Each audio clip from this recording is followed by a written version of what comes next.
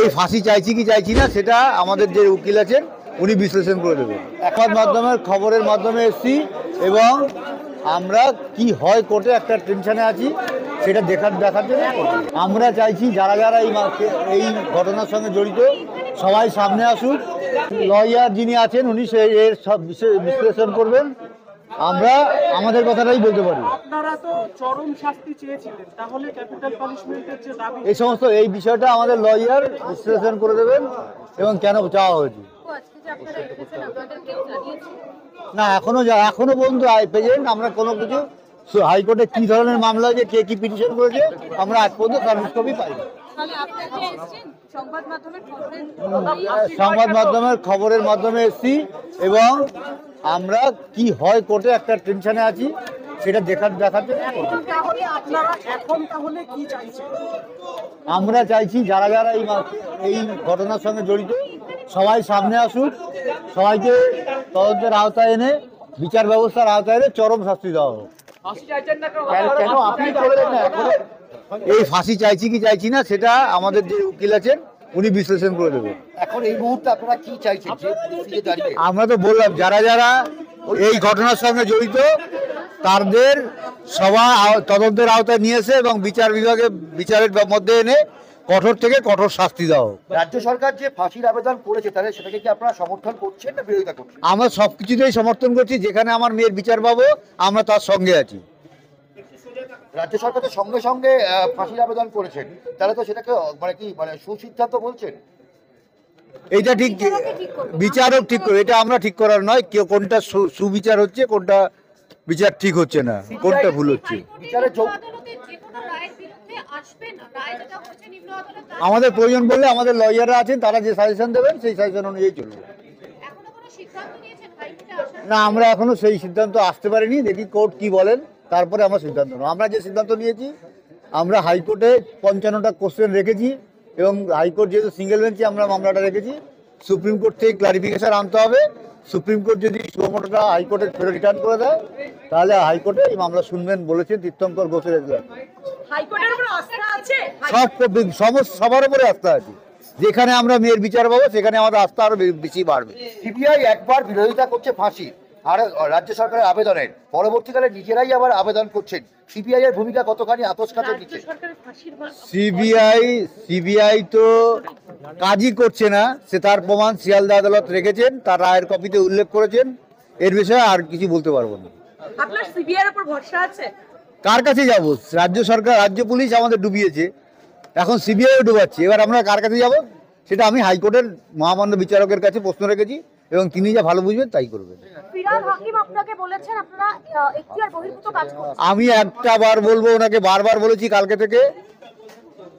উনি শিয়ালদা কোর্টের রায়ের কপিটা ভালো করে পড়ে আমার বিরুদ্ধে যা বলার বলবেন। এখতিয়ারের মধ্যে আছি না, এখতিয়ারের মধ্যে নেই। এবং এটাও বলবো, ওনার যদি কোনো সুবিবেচনা থাকে আমাকে দেওয়ার প্রয়োজন পড়ে, উনি আসুন, আমাকে সুবিবেচনা দিন আমার মেয়ের বিচার পাওয়ার জন্য। উনি আমার মেয়ের মৃত্যুর জন্য খুবই দুঃখিত, সেজন্য আমি ওনার কাছে কৃতজ্ঞ। এবং উনি যদি কোনো আমার মেয়ের বিচার পাওয়ার জন্য কোনো যদি পরামর্শ দেন অবশ্যই আমি সেটা গ্রহণ করি। সেটা শিয়ালদা আদালতের রায়ের যে কপি আছে সেটা পড়লে আপনিও ভালো করে বুঝতে পারবেন কেন আমি মুখ্যমন্ত্রীর পদত্যাগের দাবি করেছি। ঠিক আছে, ঠিক আছে, ওকে, থ্যাংক ইউ।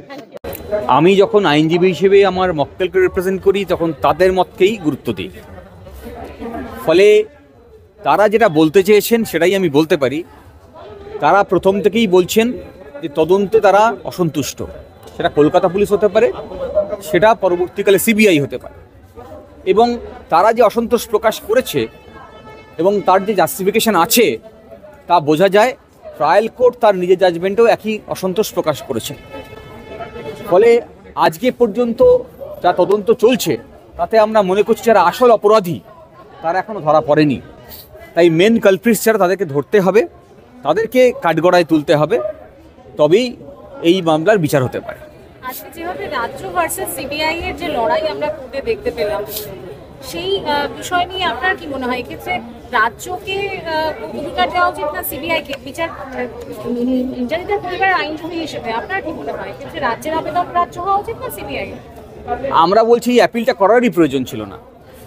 আমরা বলছি এই অ্যাপিলটা করার পরিবর্তে যদি সিবিআই সঠিকভাবে তদন্তটা করতো তাহলে আমরা উপকৃত হতাম, এই সমাজ উপকৃত হতো।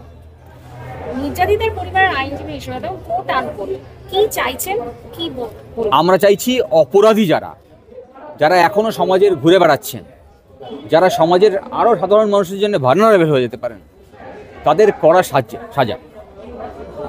রাজ্য বলছে একদিকে যে তারা ফাঁসির দাবি করছে, অন্যদিকে সিবিআইও ফাঁসির দাবি করছে। কোথাও গিয়ে কি রাজ্য কেন্দ্রের আঘাত দেখতে পাচ্ছেন?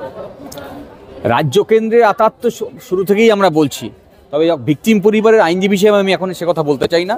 আমরা শুধু এইটুকুই বলছি যে এইখানে বোধহয় একে অপরের অপরাধ ঢাকার চেষ্টা করছে। নিজেদের পরিবার থেকে ফাঁসি চাইছে না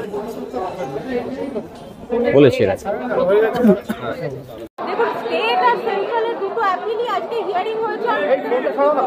তো মেইনটেনেবিলিটিতে যদি কোর্ট স্যাটিসফাই হয় যে স্টেটের অ্যাপিল মেইনটেনেবল, তাহলে অ্যাডমিট করবে, আর যদি সেন্ট্রালের অ্যাপিল মেইনটেন হয় তাহলে সেটা অ্যাডমিট করবে। তাদের ভিউ ছিল যে যেকোনো একটা অ্যাপিল সাসপেন্ড করাবে, দুটো অ্যাপিল সাসপেন্ড করবে না হয়, যেটুকু আজকে হিয়ারিং বোঝা গেছে। এখনো জাজমেন্ট রিসার্ভ আছে। যদি অ্যাডমিট হয় তখন আমরা আমাদের সাবমিশন করবো। আজকে তো আমাদের কোনো রাইট অফ অডিয়েন্স ইম্প্যাক্ট ছিল না, তাও আমরা অ্যাপিয়ার করেছিলাম, কারণ আগের দিন জজ সাহেব গিয়েছিলেন স্টেটের অ্যাপিলে, আমরা অ্যাপিয়ার করি। নেক্সট দেখি কি জাজমেন্ট আসে, তারপরে যদি সেটা অ্যাডমিট হবে বা যদি জাজ মনে করেন যে অ্যাডমিট করছে, তখন আমরা নেক্সট ডেতে সাবমিট করবো।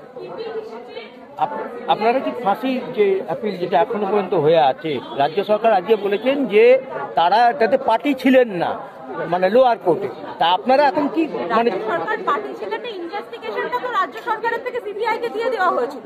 তো এন্টায়ার প্রসিকিউশন যা উইটনেস আছে সমস্ত কিছু এক্সামিনেশন, ক্রস এক্সামিনেশন সবই সিবিআই এর তরফ থেকে হয়েছে, রাজ্য সরকারের তরফ থেকে হয়।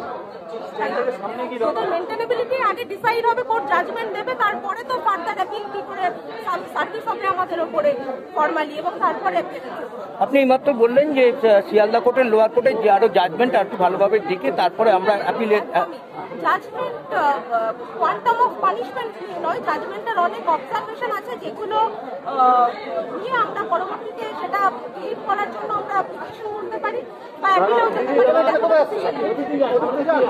আর একটা কথা হচ্ছে যেটা হচ্ছে যে ওনারা কি বাবা মা তো মানে সঞ্জয় ফাঁসি এখনো তো মৃত্যুদণ্ড চাননি, ওরা বলছে যারা প্রকৃত দোষী তাদের সামনে আনা হোক। একবারেই নয়, সঞ্জয় কিন্তু প্রকৃত দোষী নয়, সেটা কোথাও না না মানে বলা হয়েছে যে সঞ্জয় ফাঁসিটা এখনো সঞ্জয় ছাড়া বাকি যারা আছেন সেটাই তারাও আসুন, তাদের এগেইনস্টও চার্জশিট হয়ে তাদের ট্রায়াল শুরু হোক, তাদেরও শাস্তি। আর কি আছে?